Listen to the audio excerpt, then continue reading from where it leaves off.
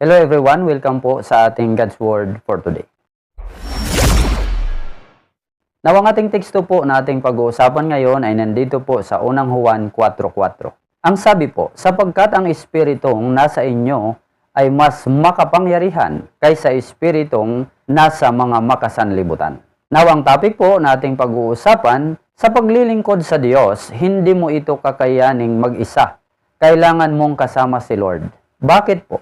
Mayroon po tayong tatlong rason. Ang una, dahil mas mapuwersa ang kasalanan kaysa ating kakayanan lang. Kaya nga po nakapasok yung kasalanan sa mundo at binanggit sa Biblia na ang lahat ay nagkasala. Ayon po sa Roma 3:10, ang sabi, ayon sa nasusulat, walang matuwid, wala kahit isa. Verse 12, ang lahat ay lumihis ng landas at nagpakasama. Walang gumagawa ng mabuti, wala kahit isa. 23, sapagkat ang lahat ay nagkasala at walang sinumang nakaabot sa kaluwalhatian ng Diyos. Meaning, maunawaan po natin na mas malakas ang kasalanan kaysa kakayanan ng tao.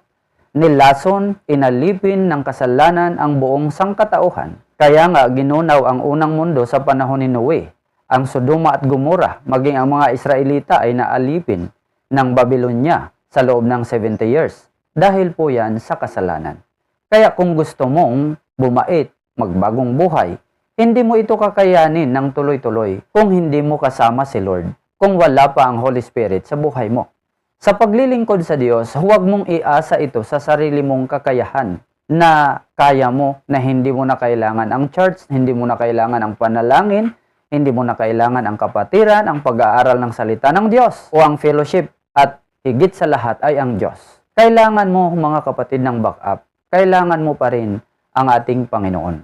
Sabi nga po sa Kawikaan 3:5 at 7 hanggang 8, kayawi ka magtiwala, buong puso at lubusan, at huwag kang mananangan sa sariling karunungan. Huwag mong ipagyabang ang iyong nalalaman.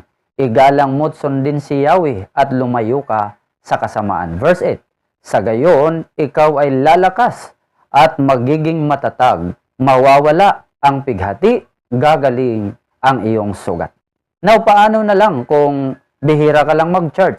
Di ka nagbabasa ng salita ng Diyos, wala kang panalangin, di mas lalong malulugmo ka dahil hindi ka mapapalakas ng iyong sarili.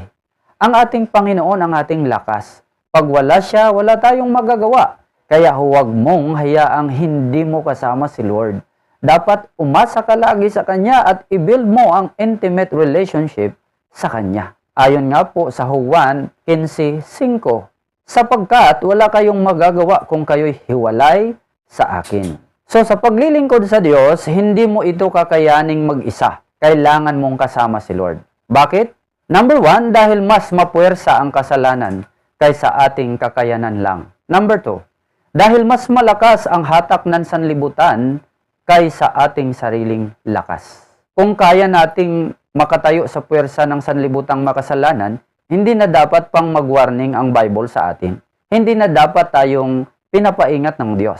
Pero anong sabi ng Bible sa Santiago 4:4? Hindi ba ninyo alam na kapag nakipagkaibigan kayo sa sanlibutan, ay kinakaaway naman ninyo ang Diyos? Ang sinumang nagnanais na maging kaibigan ng sanlibutan ay kaaway ng Diyos.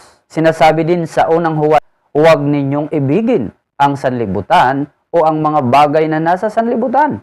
Ang umiibig sa sanlibutan ay hindi umiibig sa Ama. Verse 16, ang lahat ng nasa sanlibutan, ang masasamang nasa ng laman, ang nasa ng mga mata, at ang pagmamalaki sa mundong ito ay hindi nagmumula sa Ama, kundi sa sanlibutan. Kaya nga tayong mga anak ng Diyos ay hindi dapat worldly, hindi dapat makiayon o mag-participate sa makasanlibutang gawain dahil sigurado matatalo ka dyan. Sabi nga sa Roma 12:2, huwag kayong umayon sa takbo ng mundong ito.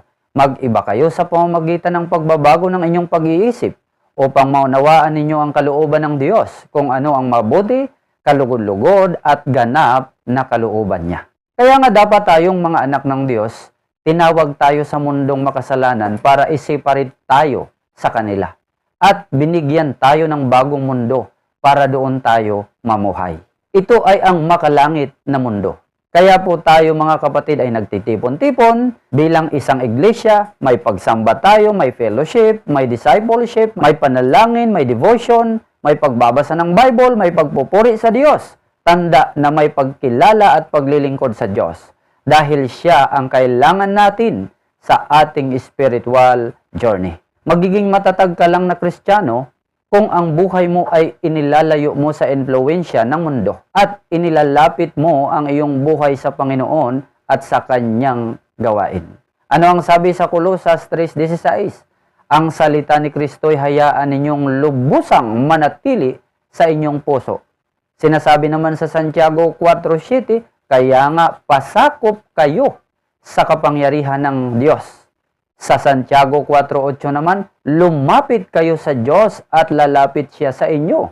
Sa Santiago 4:10 naman, magpakumbaba kayo sa harapan ng Panginoon at itataas niya kayo. So, sa paglilingkod sa Diyos, hindi mo ito kakayaning mag-isa. Kailangan mong kasama si Lord. Bakit? Number 2, dahil mas malakas ang hatak ng sanlibutan kaysa ating sariling lakas. Number 3, dahil ang ating kalaban ay mas malakas kaysa ating kakayanan lang. Sino ba tayo? Tao lang tayo. Ang ating kalaban ay ang dyablo. May kapangyarihan siya. Hindi natin siya kaya kung tayo lang. Siguradong mabibitag ka. Siguradong matutokso ka. Siguradong bibigay ka sa kasalanan. Siguradong mahihila ka. At siguradong maaakay ka ng bisyo. At siguradong madadala ka ng iyong pitang makalaman. Kaya nga ang mga taong wala pa kay Kristo, hindi ka na magtataka kung may nakita kang bisyo o pamumuhay na labag sa Diyos dahil nga wala pa si Jesus. That's why we need Jesus sa buhay natin. We need to surrender ourselves to Jesus. Ang Ama, ang Anak at ang Banal na Espiritu ang malakas. Kapag hinayaan nating sila ang pumilo sa buhay natin, dito pa lang tayo maituturing na malakas at may victory makakamtan. Mas malakas na tayo sa ating kaaway. Dahil may nakatira na sa puso natin na pinakamalakas kaysa kaaway natin. Ano ang sabi sa unang Juan 4:4? Sapagkat ang espiritong nasa inyo ay mas makapangyarihan kaysa espiritong nasa mga makasanlibutan. Mangyayari lang po ang pagtira ng Holy Spirit sa atin kung mayroon tayong tunay na pananampalataya kay Jesus. Nasa Efeso 1:13 po yan. Dahil naninirahan na po ang Diyos sa buhay natin, ang Ama at ang Anak, sa pamamagitan ng Holy Spirit, kailangan tayong namumuhay lagi sa patnubay ng Holy Spirit para lagi tayong malakas at hindi matatalo sa ating paglilingkod. Sabi nga sa Galatia 5:25, kung ang Espiritu ang nagbibigay buhay sa atin, siya na rin ang paghariin natin sa ating buhay. So sa paglilingkod sa Diyos, hindi mo ito kakayanin mag-isa. Kailangan mong kasama si Lord. Bakit? Review muna tayo sandali. Ang una, dahil mas mapuwersa ang kasalanan kaysa ating kakayanan lang. Number 2, dahil mas malakas ang hatak ng sanlibutan kaysa ating sariling lakas. Number 3, dahil ang ating kalaban ay mas malakas kaysa ating kakayanan lang. Para po sa ating application, mga kapatid, ang mensaheng ito ay nagbibigay kaalaman sa atin na kung tayo lang ang magtatayo at magpapalakas ng ating buhay sa Panginoon, tandaan natin, hindi natin ito kakayanin. Mababagsak lang tayo. Matatalo lang tayo. Ang kailangan natin si Jesus. Dapat mo siyang gawing Panginoon sa buhay mo, sumampalataya ng tunay upang ang Holy Spirit ay manirahan sa atin. Iasa natin ang ating buhay sa Diyos. Maglingkod tayo sa Kanya. Mag-charge tayo lagi. Manalangin tayo lagi. Magbasa ng Kanyang salita. Magpasakop lagi sa kalooban ng Panginoon upang tayo ay maging malakas at matibay sa pananampalataya. May kasama tayo sa spiritual battle. May kasama tayo sa ating spiritual journey.